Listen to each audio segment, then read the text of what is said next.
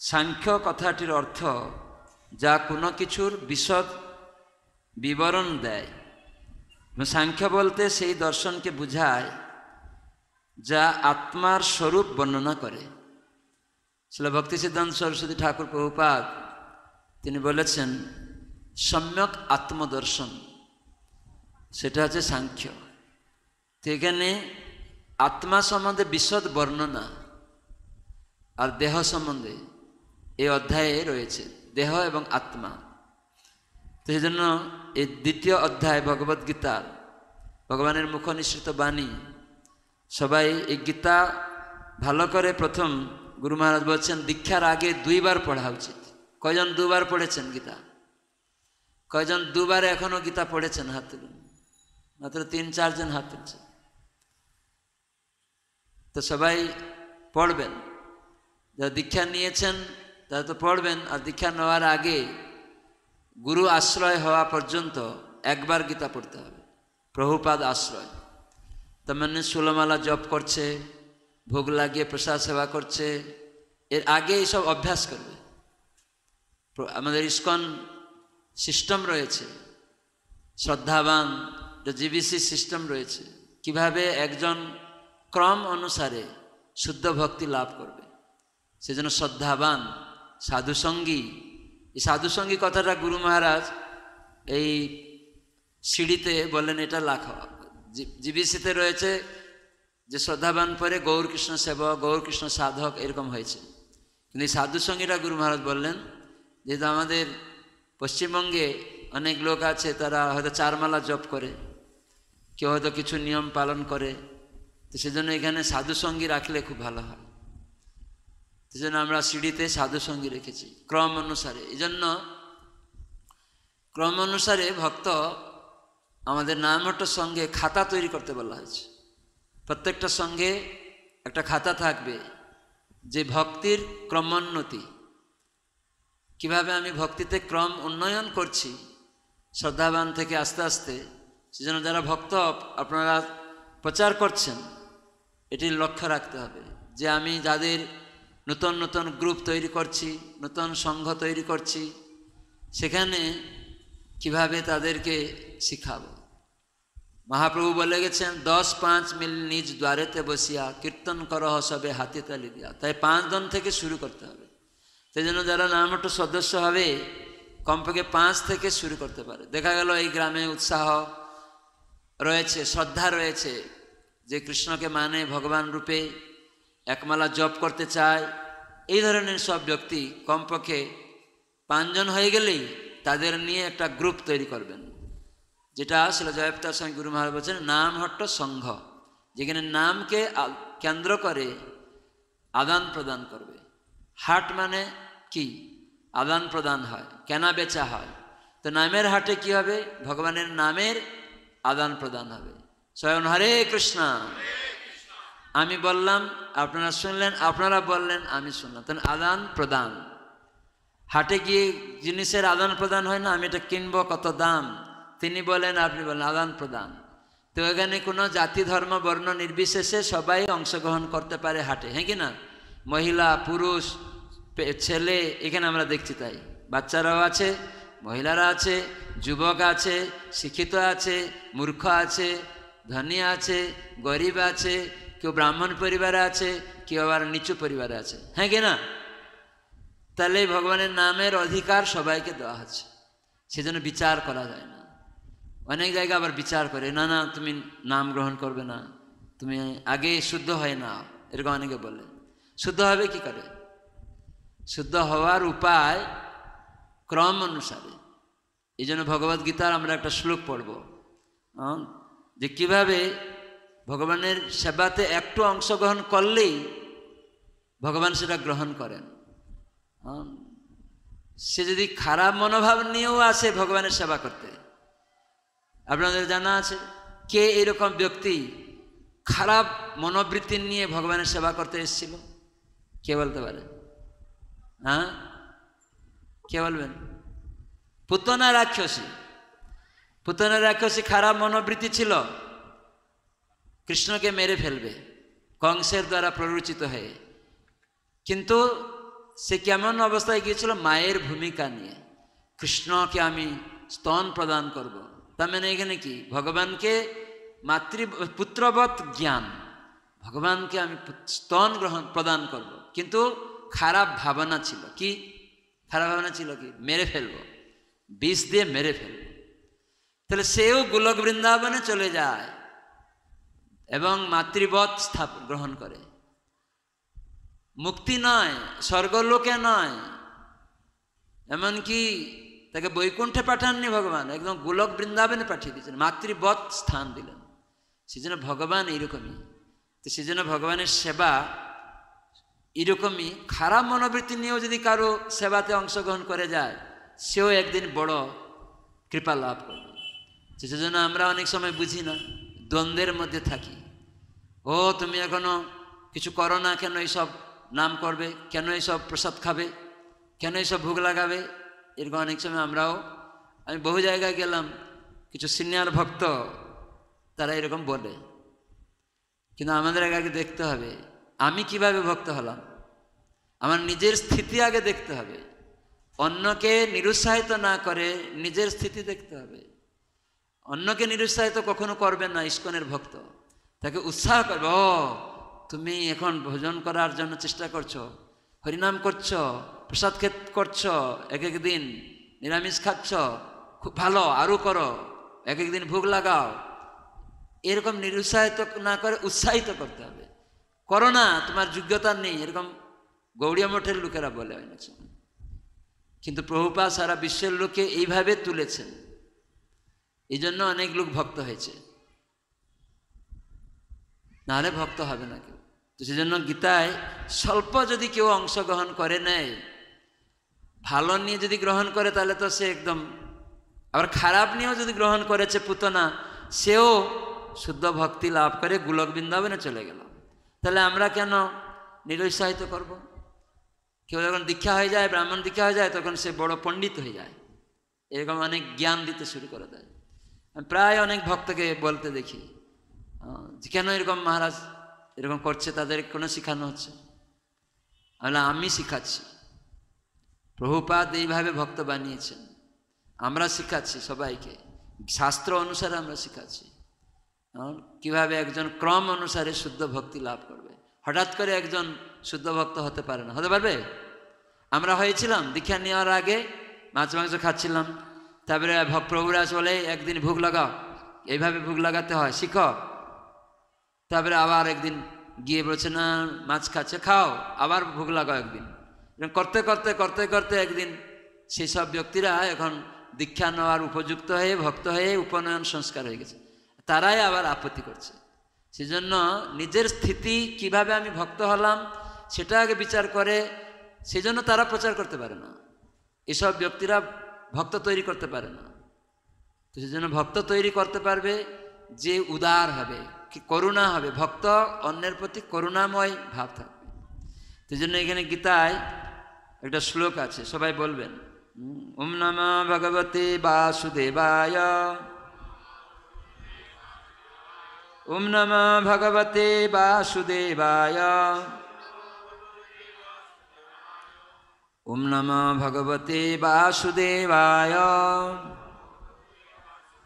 নারায়ণং নমস্কৃত্যং নরং চৈব নরোত্তমং দেবীং সরস্বতীং ব্যাসং ততো জয়মুদীরয়েৎ। मूकं करोति वाचालं पङ्गुलं यते गिरिं यत्कृपातमहं वन्दे श्रीगुरुं दीनतारिणं परमानन्दमाधवं श्रीचैतन्य ईश्वरं। শ্রীমদ্ভগবদ্গীতা কি? ভগবদ্গীতা ভগবানের মুখনিসৃত বাণী, এখানে ভগবান থেকে অভিন্ন। মানে ভক্তি যোগটা কত স্ট্রং। স্বল্প যদি কেউ অংশগ্রহণ করে নিয়েছে, তাহলে সে একদিন মহা বিপদ থেকে রক্ষা করছে। একটু করেছে কিন্তু তার অধপতন হয়ে গেল, হয়তো একদিন করেছিল, অধপতন আর কি, সে তো করেই না, একটু ভক্তের সঙ্গে করেছে, আপনারা বলেছেন করে দিয়েছে, কিন্তু তারপরে হয়তো পালন করলো না। কিন্তু ওই যে করেছিল একটু, সেটাও তাকে সাহায্য করবে। কে বলছেন এটা? কে বলছেন? পরমেশ্বর ভগবান বলছেন। তা আমরা পণ্ডিত হব কেন? ভগবানের কথার উপরে আমরা চাবিকাঠি ছুরি মারব। ভগবান জানে না, ভগবান বলছে। এই জন্য অনেক ভক্ত প্রচার করতে পারে না। যখন সে নিজে একটু উন্নত হয়ে যায় তখন আর অন্যকে প্রচার করতে পারে না। সেভাবে আমার মতো সবাই হয়ে যাবে, আগে হবে নাকি? আপনার মতো সবাই হয়ে যাবে? একদিনে হয়ে যাবে? আপনি একবারে চাকরি পেয়ে যাবেন নাকি? হঠাৎ করে চাকরি পাবেন না। এই জন্য লোকেদের প্রতি ভালোবাসা রাখতে হবে, যেতে হবে তাদের কাছে ক্রমে ক্রমে। এই জন্য এখানে ভগবান বলছেন স্বল্প মাত্রায় যদি সেই ধর্ম অনুশীলনে যুক্ত হয়ে যায়, তার মানে ভক্তিযোগ আর কর্মকাণ্ডের, আমরা অনেক সময় কর্মকাণ্ডে চলে যাই। কর্মকাণ্ডীরা অনেক নিয়ম কানুন, এই এটা সেটা শাস্ত্রে আছে, কিন্তু ভক্তিযোগটা আবার সহজ, ভগবানকে পাওয়ার জন্য খুব সহজ।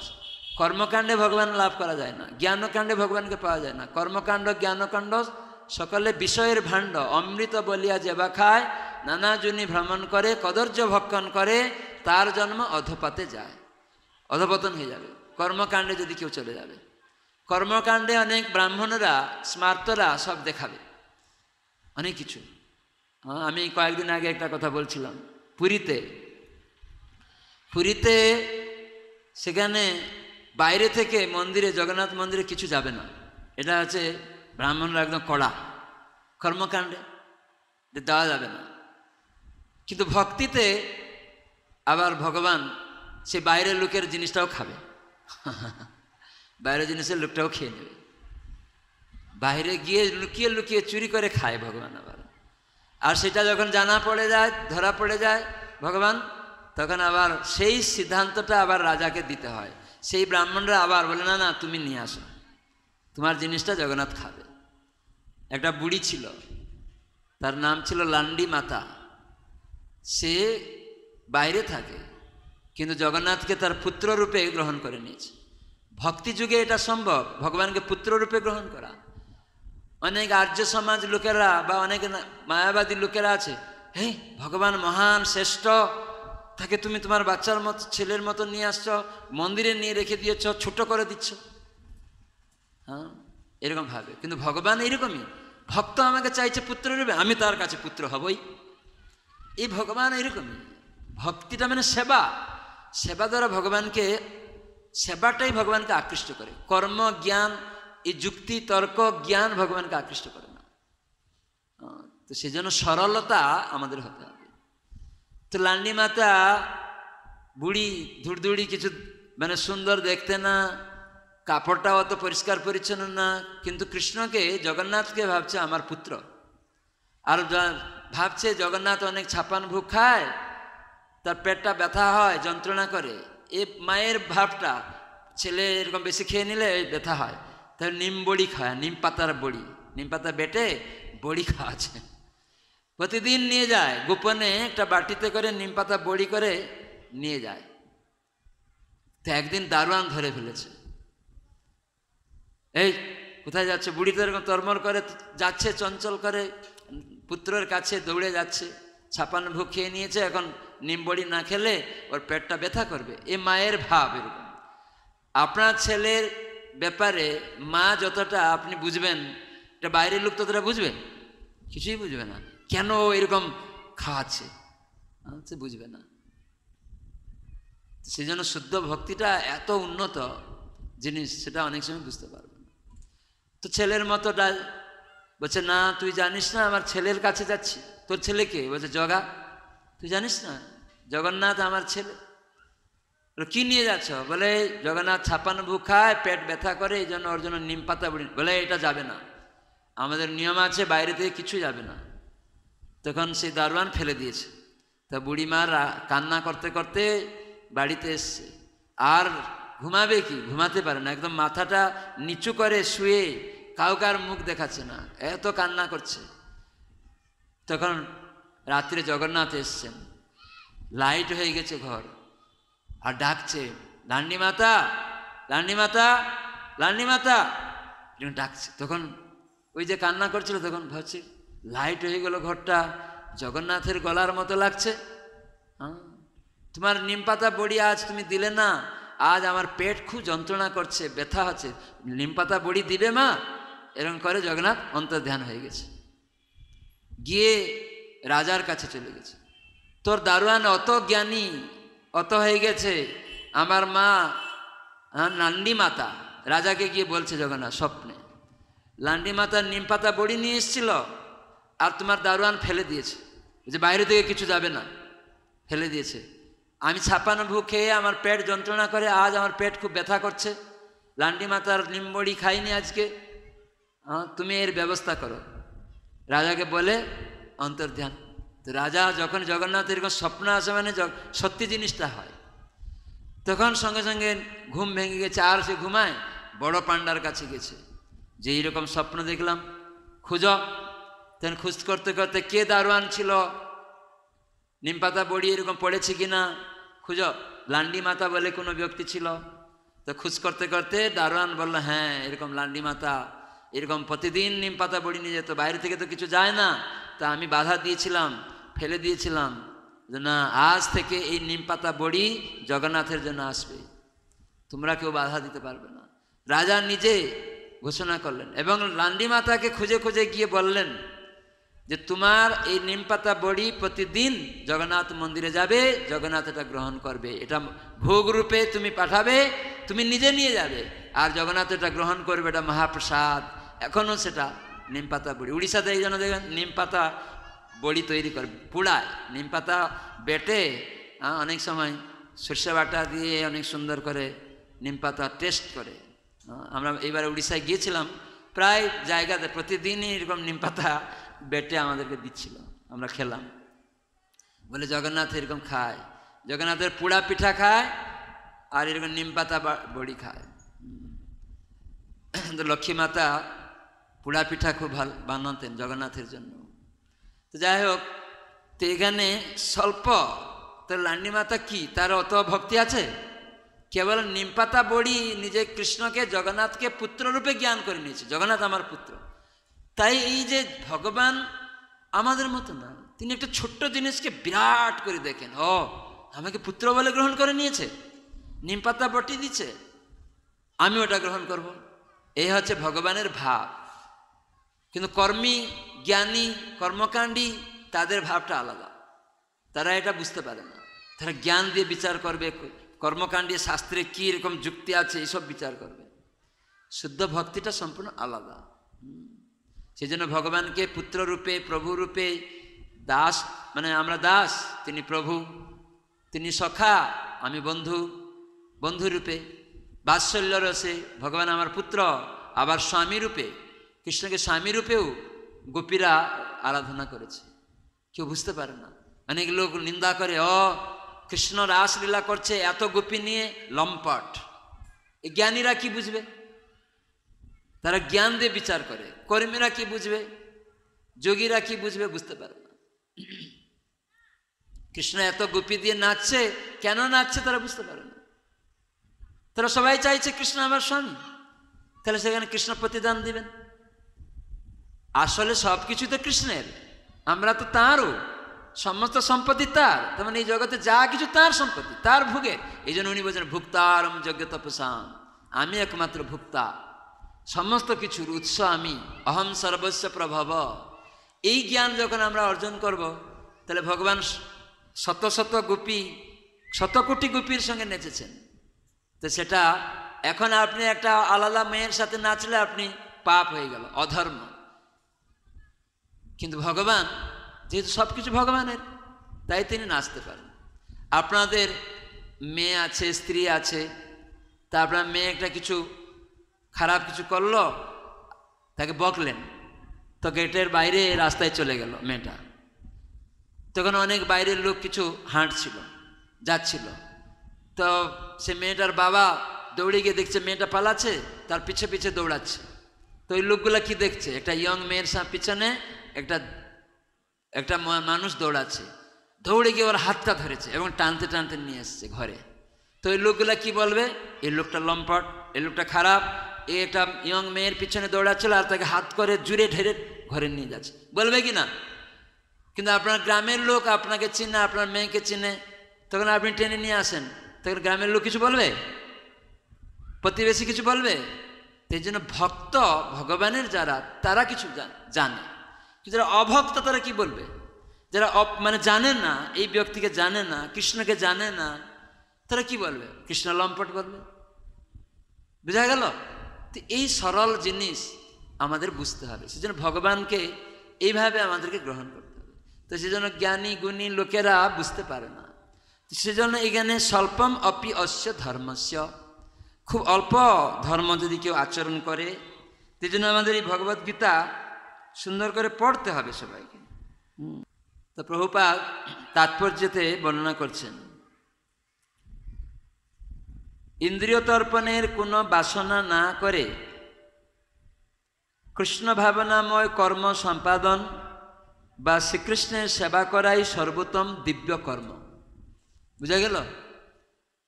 কেউ একদিন নিরামিষ রান্না করলো কড়াইতে, নিরামিষ বাসনে, ভাবছে আমি আজকে এটা কৃষ্ণকে নিবেদন করব।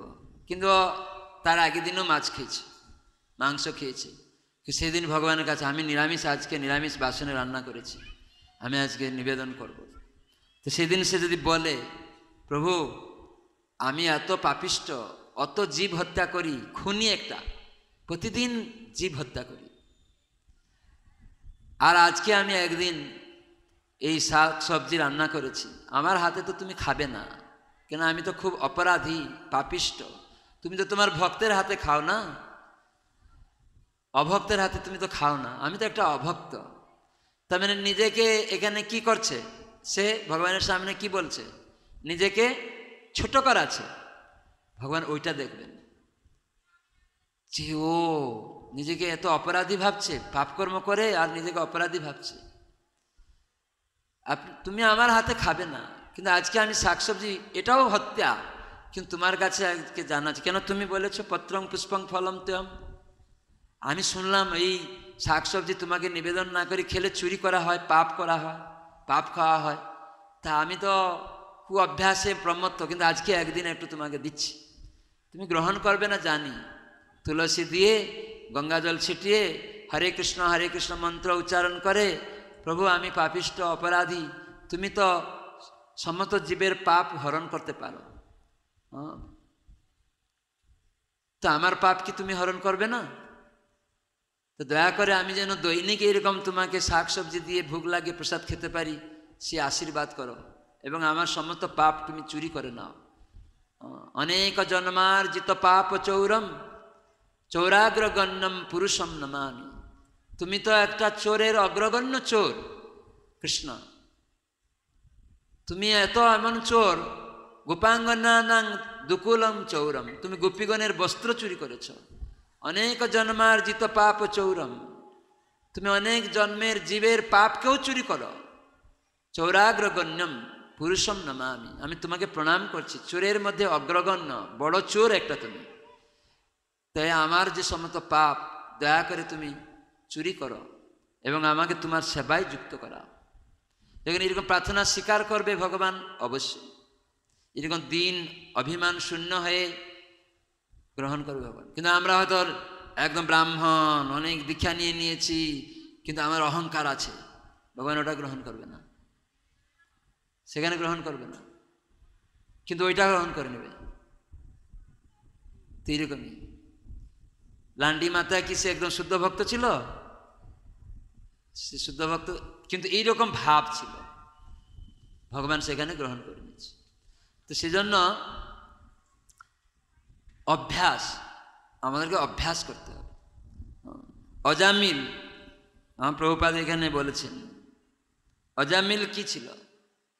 ব্রাহ্মণ ছিল, কিন্তু সে গিয়ে পাপকর্ম করতে শুরু করলো, জীব হত্যা, খুন, চুরি, ডাকাতি, অবৈধ সঙ্গ, নিজের সুন্দরী স্ত্রী ছিল। আমার প্রভুপাদ এখানে মেনশন করছেন এই তাৎপর্যের মধ্যে যে অজামিল কতটুকু সে ভগবানের নাম করেছে, ভগবানের নামই করেনি, পুত্রকে সাংকেতিকভাবে ভগবানের নাম করছে, পুত্রকে ডেকেছে। তেমন ভগবান কেমন মহান এখানে বোঝা যায় না? পুত্রকে ডাকছে নারায়ণ, যমদূতেরা এসছে, দেখতে ভয়ঙ্কর, এটা দেখেই ভয়ে পুত্রকে ভালোবাসছে। ভক্তরা কত দয়ালু, লোমসী ঋষি এই কৃপা করেছিলেন। দেখছে ব্রাহ্মণ ছিল, ভ্রষ্টাচার হয়ে গেল, নষ্ট হয়ে গেল জীবন, বেশ্যাসঙ্গ করছে, আবার 88 বছর বয়সেও পুত্র উৎপন্ন করছে, কিরকম লোকটা, হ্যাঁ, তো একে তো কৃপা করা দরকার। সাধু মানে এরকম, সাধুর হৃদয় হচ্ছে করুণায় ভরা। সেইরকম ভ্রষ্টাচার দেখে লোমসমুনি ও ব্রাহ্মণ ছিল, এর খারাপ কাজ করছে, ওখানে যাওয়া যাবে না। না, সাধু সে কি খারাপ করছে না করছে ওটা দেখে না, ও করেছে কিন্তু তাকে করুণা করবে। সেখানে চলে গেছেন জঙ্গলে, দেখছে অজামিল নেই, তার পত্নী সেই দাসী, বেশ্যা দাসী শূদ্রাণী, কুলে একটা বাচ্চা শিশু সদ্য সদ্য উৎপন্ন হয়েছে, বসে রয়েছে। তখন জিজ্ঞাসা করছে লোমসমুনি, অজামিল কোথায়? বলে ও তো বনে গিয়েছে।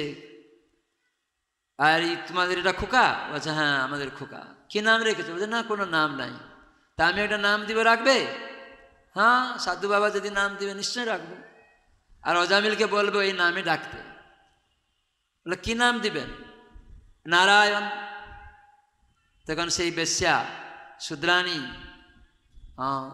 ছেলের নাম নারায়ণ বলে উচ্চারণ করতে লাগলো। আর অজামিল যে এসছে লোমসমুনি তো এইটুকু বলেই চলে গেলেন। এই হচ্ছে সাধু কৃপা। তখন অজামিল এসছে, জানো এক সাধু বাবা এসছিল, আমাদের এই খোকার নাম রেখে গেছে। কি নাম? নারায়ণ। ও নারায়ণ। তো এই অজামিল নারায়ণ নারায়ণ, এই নারায়ণ, সবসময় নারায়ণ পাশে নিয়ে নারায়ণ নারায়ণ, ব্যাস। এই যে কৃপা ভক্তের এরকমই। কাকে কখন কিভাবে ভগবান কৃপা করবেন আমরা জানি না, কিন্তু আমরা সবাইকে উৎসাহ দিয়ে আস্তে আস্তে, এই জন্য অল্প, সে পুত্রকে সাংকেতিকভাবে নারায়ণ ডাকছে, এই অভ্যাস তো হয়ে গেছে। আর যখন যমদূতেরা এসছে তার মৃত্যুসজ্জায়, সাহিত্য যমদূতেরা এসছে নিতে, কেন অত পাপকর্ম করেছে, ব্রাহ্মণ ছিল, খুব পাপকর্ম করেছে, জীব হত্যা করেছে, খুন করেছে, ডাকাতি করেছে, নিজের সুশীলা পত্নীকে ত্যাগ করে অবৈধ সঙ্গ, অন্য একটা বেশ্যার সঙ্গ করছে, জঙ্গলে থাকছে, সব মদ মাংস খাচ্ছে ব্রাহ্মণ হয়ে। তখন কত বড় পাপ, ব্রাহ্মণ থেকে ভ্রষ্ট হয়ে গেছে। কিন্তু এই নারায়ণ নাম আভাস হয়ে যাচ্ছে সাংকেতিকভাবে। যখন যমদূতেরা এসেছে তো দেখতে ভয়ঙ্কর, ভয়ে জুড়ে, ছেলেটা যখন বড় হয়ে গেছে, দূরে একটু খেলা করছিল, একদম জুড়ে ডাকছে নারায়ণ, এরকম করে জুড়ে ডাকছে। এই শব্দ এমন গম্ভীর ছিল, বৈকুণ্ঠে চলে গেছে একবারে, এত চিৎকার করে ডাকছে। আর বিষ্ণুদূত ভগবান পাঠিয়ে দিয়েছেন, মা ভয়, মা ভয়, কোনো ভয় নেই। ওই শব্দ আসছে, যমদূতেরাও শুনছে, অজামিলও শুনছে, কি ব্যাপার, ভয় নেই ভয় নেই বলছে। এদেরকে দেখে তো ভয় পেয়ে গেছিল, তাই তাদের সাথে আলোচনা হলো। সব কি আলোচনা হলো? এরকম সব ধর্ম অধর্ম সম্বন্ধে। তার মানে আমরা ভক্ত সঙ্গ করি, ভাগবত সঙ্গ করি এই কারণে আমার নিজের স্থিতিটাকে বুঝার জন্য। অজামিলের সামনে যখন আলোচনা হচ্ছে, যমদূতেরা বলছে আপনারা কারা, এখানে কেন এসছেন, এ পাপী। এই তখন অজামিল কি পাপী সম্বন্ধে কিছু বুঝছিল? ও তো আগে ব্রাহ্মণ ছিল, অনেক কিছু, ও ব্রাহ্মণ ছিল। তখন ওর মনে সঞ্চারচারে তখন মনে পড়ছে আমি ব্রাহ্মণ। তার সুশীলা পত্নীকে ত্যাগ করে বেশ্যার সঙ্গ করেছে, তখন ও অনুশোচনা করছে। এই জ্ঞানটাই হারিয়ে গিয়েছিল। যমদূত বিষ্ণুদূতের কথোপকথনই সাধু সঙ্গ হচ্ছে সেখানে। এই আলোচনা ভাগবতে এই জন্য এরকম নেগেটিভ পজিটিভ আলোচনা আছে, বিভিন্ন রকম অনেক কিছু আলোচনা আছে। মনে হবে শাস্ত্রের মধ্যে এইসব কেন, বেশ্যাদের কথা, এর কথা এইসব আলোচনা হয়েছে। ভাগবত একটা শুদ্ধ গ্রন্থ, এখানে কেন এইসব? না, আমাদেরকে শুদ্ধ করানোর জন্য, এই সব মনোবৃত্তি থেকে মুক্ত করানোর জন্য এই জন্য সব বিভিন্ন ব্যক্তিদের আলোচনা হয়েছে। অজামিল কত পাপিষ্ট তার কথাও আলোচনা হয়েছে, সে কিভাবে সে ভক্ত হয়েছে সেটাকে আমাদেরকে শেখানো। তাই স্বল্প মাত্রায় তার পুত্রকে সাংকেতিকভাবে নারায়ণ ডেকে দিয়েই বিষ্ণুদূতেরা যদি এসে যায় তাহলে কত কৃপা লাভ করল। আর যমদূতেরা সব পরাস্ত হয়ে চলে গেল, মন দুঃখে চলে গেল একদম, তারা আর নিতে পারল না। আর বিষ্ণুদূতেরাও নিল না। কিন্তু অজামিলের তখন অনুশোচনা হলো, জমালয়েও গেল না, বিষ্ণু লোকেও গেল না। কেন গেল না? না, ও শুদ্ধভাবে ভক্তি করেনি। কেবল সাংকেতিকভাবে ছেলের নাম ডেকে দিয়েছে, যেহেতু এটা নারায়ণ ভগবানের নাম, সাংকেতিকভাবে আভাস হয়ে গেছে। যেমন সূর্য উদয় হলে, রক্তিম আভাস হলে আপনার ভূত প্রেত চোর ডাকাতের ভয় হয়? অন্ধকার হয়ে গেলে ভয় হয়। তার মানে সূর্য উদয় হচ্ছে মানে আভাস এসে গেছে, ভয় চলে যাচ্ছে। ঠিক সেরকম ভগবানের নামের আভাস, সাংকেতিক নাম আভাস এটাকে বলে। হেলা নাম আভাস, কেউ গালাগালি করছে, কৃষ্ণ কৃষ্ণ বলছিস বেটা, ভাগ এখানে, এখানে কৃষ্ণ চলবে না, রেগে মেগে কৃষ্ণ দেখাচ্ছ আমাকে রেগে, তার মানে অবহেলা, এটাকে বলে অবহেলা নামাভাস। এতেও মুক্ত হয়ে যাবে, আমরা জানি না। হ্যাঁ, ওকে আমরা ভক্ত হয়ে গেছি, বা কেউ এরকম কিছু জ্ঞানী ভক্ত কিছু কিছু আছে, ওই রকম হেলা করে নাম করছে, ওর মুখ দেখবো না, এরকম বলে দিবে না। ও তো জানে না কি নাম করলে কি হবে না হবে, ও অবহেলা করে করেছে, ওর আভাস হয়েছে নাম, ও মুক্ত হয়ে যাবে। তো ভক্ত এরকম দয়ালু, ও জানে না, ও করছে, ও হয়তো ভগবানকে গালাগালি করছে, ও জানে না কৃষ্ণ একটা দুষ্ট, কৃষ্ণ ও কত গোপীদের নিয়ে লম্পট, কৃষ্ণ এই কৃষ্ণ শব্দ উচ্চারণ করছে, ও জানে না। কিন্তু আমরা জ্ঞানী, তখন তাকে কৃপা করতে হবে, ও তো জানে না, ওইরকম বলছে। কিন্তু ওই যে নামাভাস হয়ে যায় যে কৃষ্ণ কতবার বলছে, প্রভুপাদ বলছেন অনেক পেপারে খারাপ খারাপ জিনিস বের হয়, প্রভুপাদ ওখানে দেখো কতবার কৃষ্ণ বলা হয়েছে, ওটাকে কাউন্ট করো। ওই লোকগুলি নিন্দা করেছে ইস্কনের, আবার কতবার হরে কৃষ্ণ বলেছে, ইস্কন বলেছে, ইস্কন আন্তর্জাতিক কৃষ্ণ ভাবনামৃত সংঘ এরকম কতবার বলেছে, আরো কিছু নিন্দা হয়তো আছে। ওইটাই আমাদের কাজ, ওইটাই আমাদের প্রচার। এইভাবে ভক্তদের উপলব্ধি করতে হবে। এই জন্য অজামিল নামাভাসেই উদ্ধার পেয়ে গেল। তো সেজন্য তার মানে না আমরা নাম শিখাবো না, যে মাছ মাংস খাচ্ছে তাকে নাম শিখাবো না, কি শিখাবেন? কেন শিখাবেন? মাছ মাংস খাচ্ছে, পবিত্র হোক তারপরে করবো। বিয়ের সময় কি মন্ত্র উচ্চারণ করেন আপনারা? ব্রাহ্মণে কি উচ্চারণ করেছিল বিয়েতে আপনাদের? কি বলেছিল?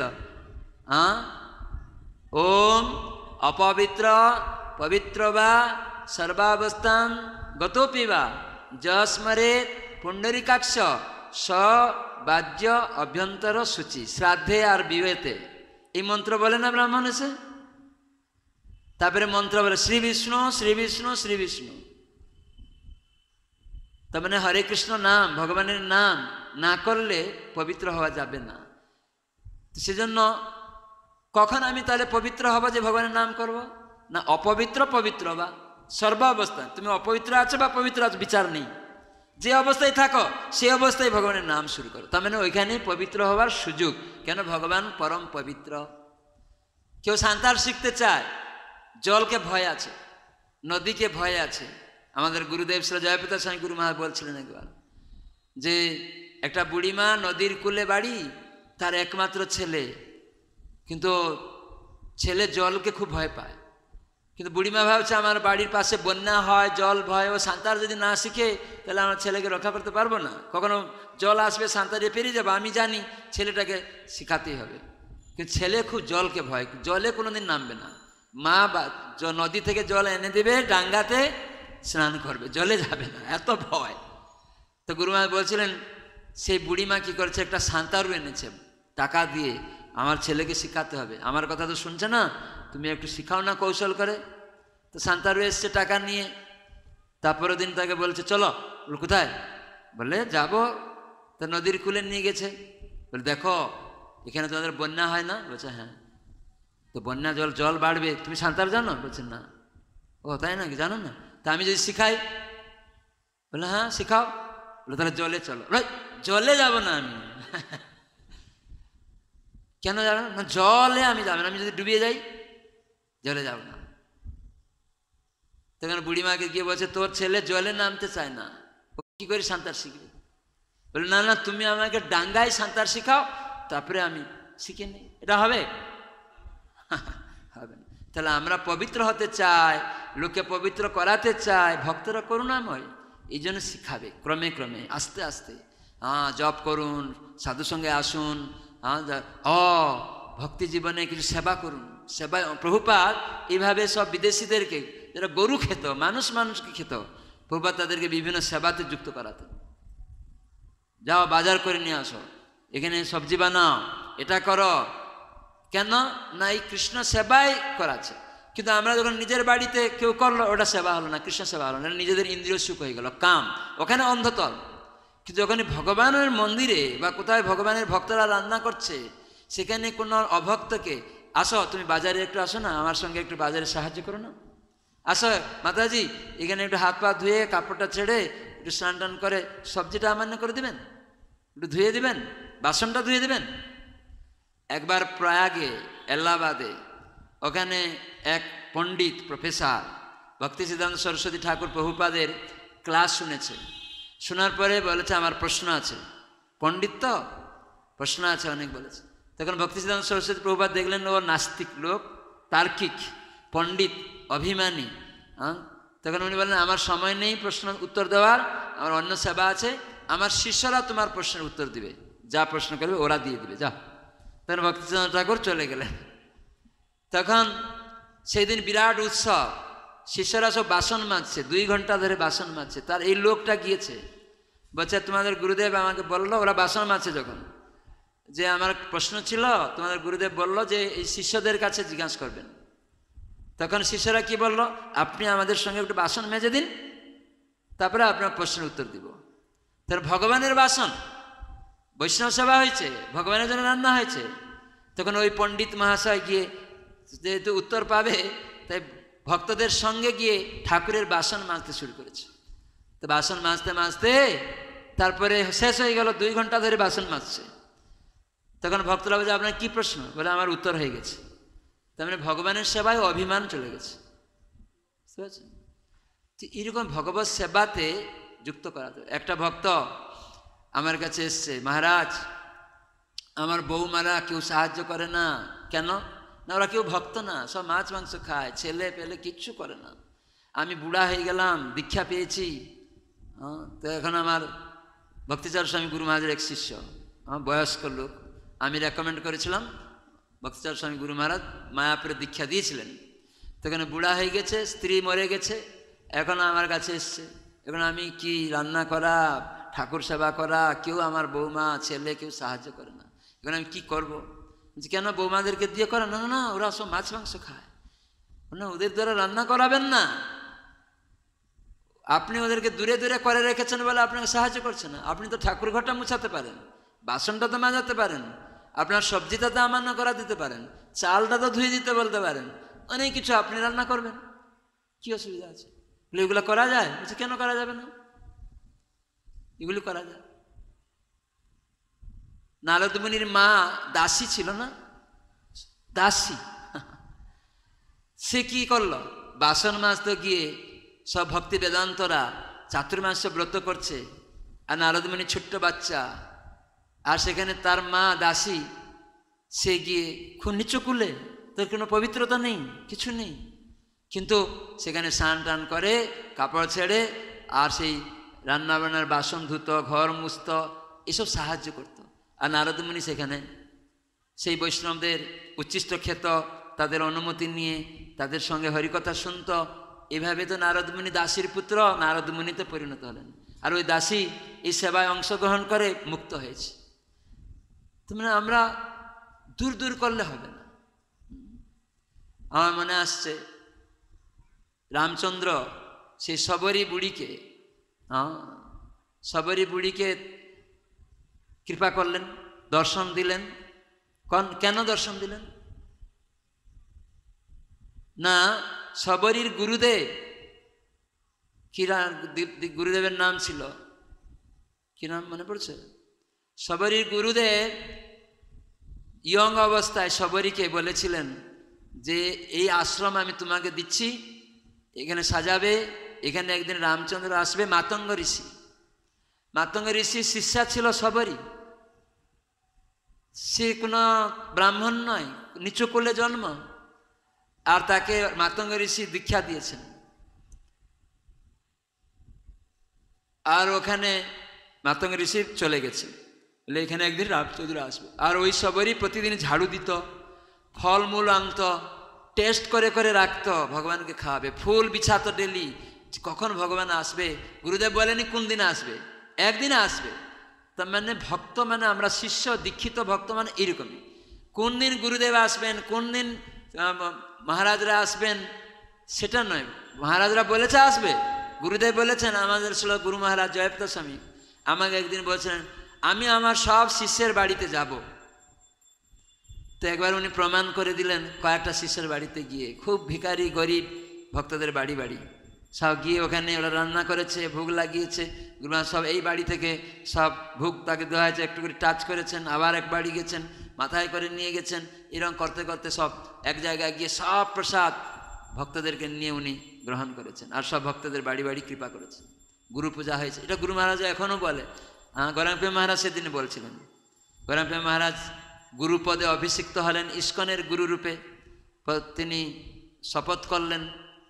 এবং তিনিও বলছিলেন যে গুরু মহারাজও আমাকে একবার বলছিলেন যে দেখো আমি আমার সব শিষ্যের বাড়িতে যাব, সব শিষ্যের বাড়িতে।